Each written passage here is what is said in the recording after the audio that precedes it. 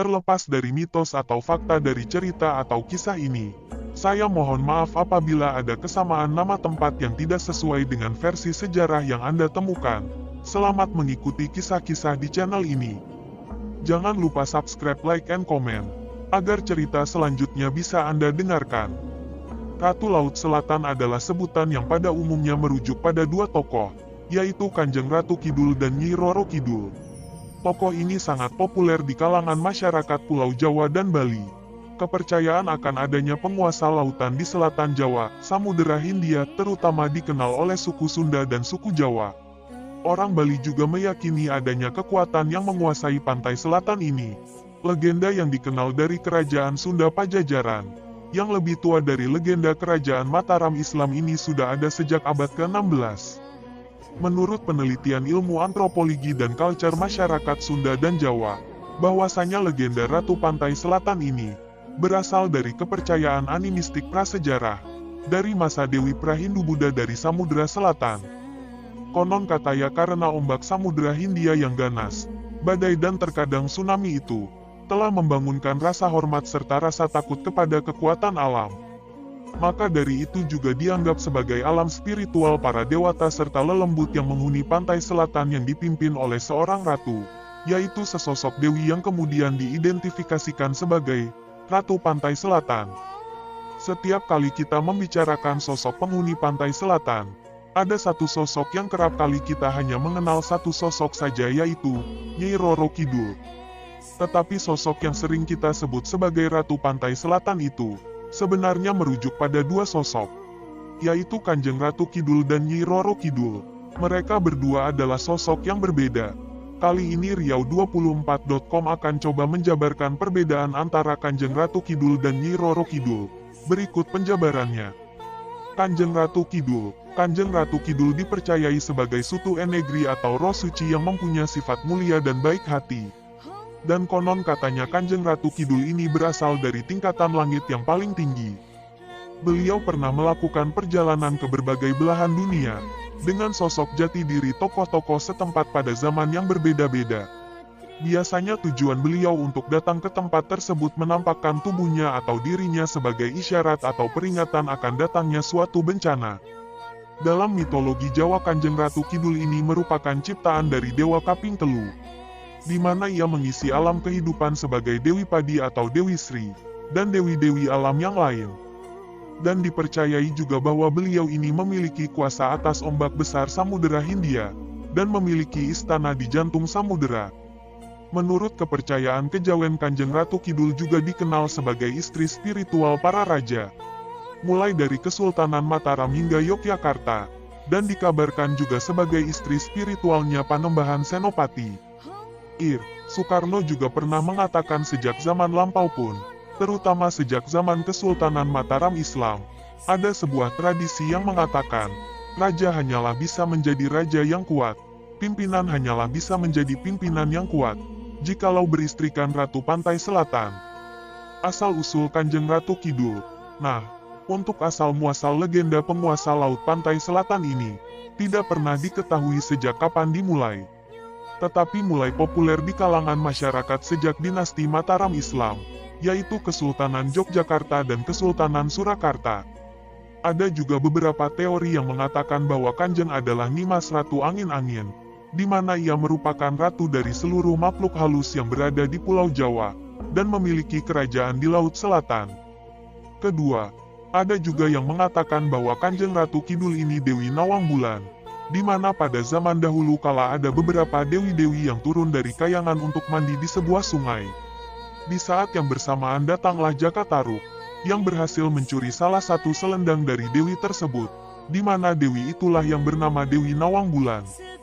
Singkat cerita, selendang yang diambil Jaka Taruk dan membuat sang dewi tidak bisa pulang ke kayangan dan akhirnya mereka menikah. Suatu ketika ia menemukan selendangnya, ia memutuskan untuk kembali ke kayangan. Tetapi ditolak karena sudah tidak suci lagi. Karena hal tersebut ia merasa sedih dan memutuskan untuk melabuhkan dirinya ke pantai selatan. Dari sanalah ia menjadi penguasa pantai selatan. Ada juga yang mengatakan bahwa Kanjeng Ratu Kidul adalah Aurora, anak dari Ratu Bilqis yang menaklukkan Raja Sulaiman. di mana anaknya Aurora ini diasingkan di sebelah timur Pulau Aljawi, dan menjadi ratu bagi lelembut yang ada di pulau tersebut. Dan semua penjelasan di atas belum bisa dipastikan keotentikannya, dikarenakan belum ada bukti yang jelas mengenai asal-usul Ratu Pantai Selatan. Jadi, apa sih hubungan antara Kanjeng Ratu Kidul dan Nyi Roro Kidul? Asal-usul Nyi Roro Kidul, beliau memiliki beberapa sebutan nama, mulai dari Ratu Pantai Selatan, Nyai Blorong dan Nyai Loro Kidul. Dalam kepercayaan Tanah Jawa, Kanjeng Ratu ini memiliki seorang pembantu yang sangat setia bernama Nyi Roro Kidul. Pendapat pertama, Nyai Roro Kidul ini merupakan seorang putri di Tanah Sunda, yang diusir akibat ulah ibu tirinya. Nyai Roro Kidul ini sangat populer dalam cerita mitologi Jawa, di mana Nyai Roro Kidul ini adalah ratu bagi lelembut yang ada di Tanah Jawa. Dipercayai juga oleh masyarakat Sunda Nyai Roro Kidul ini adalah seorang putri kerajaan Sunda Pajajaran yang bernama Kandita. Dia melarikan diri ke Laut Selatan karena sudah diguna-guna oleh saingannya di kerajaan lewat seorang dukun. Ia menderita penyakit yang menjijikan. Karena hal tersebut semua orang di kerajaan menjauhinya. Ia merasa seperti tak berguna dan dikucilkan. Ia merasa frustasi dan ingin mengakhiri hidupnya dengan melabuhkan dirinya ke Laut Selatan, di mana Laut Selatan ini mempunyai ombak yang sangat ganas. Setelah kejadian itu, tiba-tiba ia kembali sehat dan cantik seperti dahulu kali. Akhirnya Putri Kandita pun balik kembali ke istana. Karena insiden itulah para lelembut di sana mengangkatnya menjadi ratu para lelembut Laut Selatan. Istana Kanjeng Ratu Kidul bernama Soko Domas Balai Kencono. Kraton ini berada di dasar Samudra Selatan. Istana ini sungguh indah karena terbuat dari emas, intan, mutiara, berlian yang berkilauan. Bagi masyarakat Jawa, cerita Kanjeng Ratu Kidul tidak asing lagi. Cerita ini dikaitkan dengan kisah Sutawijaya sebagai pendiri negara Mataram. Sekilas sudah saya singgung di bagian lain, namun perlu kiranya kita ketahui lebih lanjut ceritanya. Di dalam babat Tanah Jawi tulisan antara lain diceritakan bahwa setelah Sutawijaya mendapatkan wahyu keraton, ia lalu pergi melalui sungai Ngeli menuju ke Laut Selatan. Sesampainya di tepi laut ia lalu bersemadi dan berdoa kepada Tuhan, menjadikan lautan bergoncang dan bergelombang hebat. Kanjeng Ratu Kidul merasakan akibat goncangan itu, lalu keluar dari kratonnya dan bertemu dengan Sutawijaya. Ayuro Uratu Kidul Angandika Aris Salawase Ingsun Durung Mulat, Samodra kaya mangkene, kaya Baskara runtuh, dene toya panas lir geni, sagara lir kinela, ake mina lampus, kiamat sajro samodra, Nyaira Kidul sigra umesat tumuli, saking puranira. Kutipan di atas menunjukkan pertemuan pertama antara Kanjeng Ratu Kidul dengan Sutawijaya. Akibat tapanya Sutawijaya, ombak lautan menjadi besar, isinya menderita. Ratu Roro Kidul lalu keluar dari istananya dan bertemu dengan Sutawijaya memberitahu rusaknya isi lautan.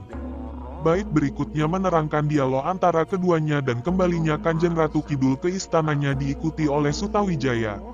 Di situ Sutawijaya melihat istana yang sangat indah, dan setelah beberapa lamanya berkasih-kasihan dengan Sang Dewi, lalu kembali ke Mataram. Ayuro cerita tersebut masih dikenal sampai sekarang, dan merupakan data sejarah. Mengenai isinya dapat kita bandingkan dengan cerita Bima yang mencari Tirta Kamandanu dalam cerita Dewa Ruci. Di dalam cerita Dewa Ruci digambarkan bahwa Bima setelah memasuki telinga Dewa Ruci melihat beberapa macam cahaya, merasa tenang serta tenteram, sehingga kerasan dan hampir saja lupa kembali kepada keluarganya untuk meneruskan dharma baktinya.